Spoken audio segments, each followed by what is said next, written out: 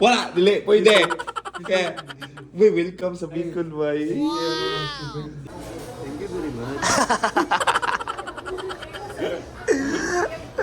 So hey guys, how are you today? And welcome back sa aking channel. And for today's video is nami karon diri sa Bicol kay manlaag miss ako ang classmate. So yun na guys, pinuntahan po namin yung nagpaparent po ng motor. And sa gusto po na mag-rent ng motor, nasa comment section. Po natin sir is unleaded po. Okay, sige. Okay! Hey guys! Unang destination namin guys na pinuntahan is yung Black Lava. Balik! So ana na time guys is ang init ana is niabot og 46 degree pero tungod lang sa kalaagan lagi, bahala na mga pagtong basta mag-enjoy lang sa laag.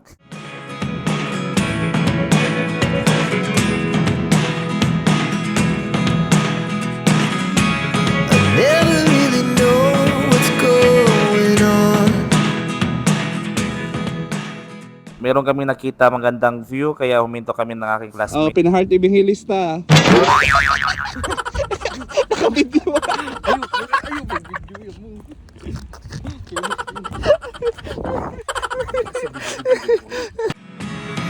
Look at me sometimes like all you. Kunya nagdemand ko sa akong classmate na ihangad ang camera then mo na yang gitubag sa kuha.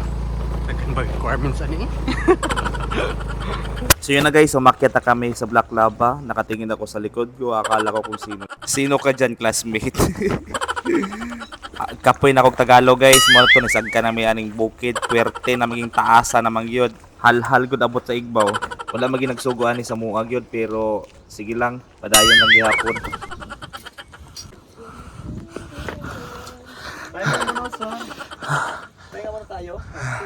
Wadaan sa taan ni ginhawa. To do is run.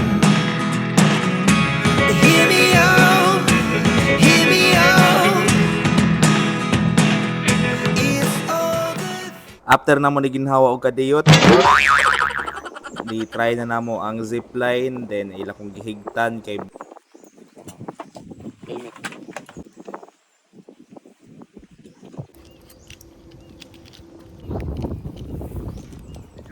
okay.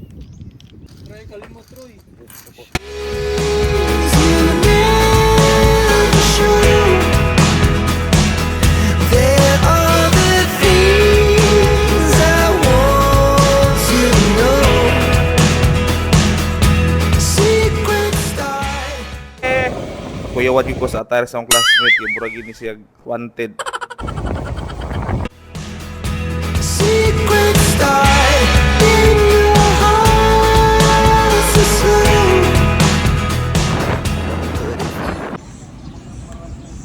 Halang? Halang? Halang? After namin guys sa Black Lava, pumunta kami dito sa Cagsawa Ruins. Dito kami nag-lunch at trinay namin yung Pancit Bato, Bicol Express at shake. But if you don't wanna tell me now, I guess I'll never know.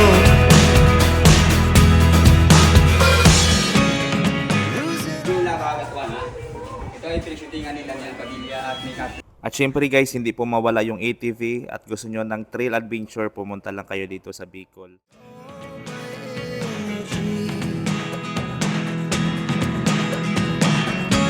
It's getting hard to talk.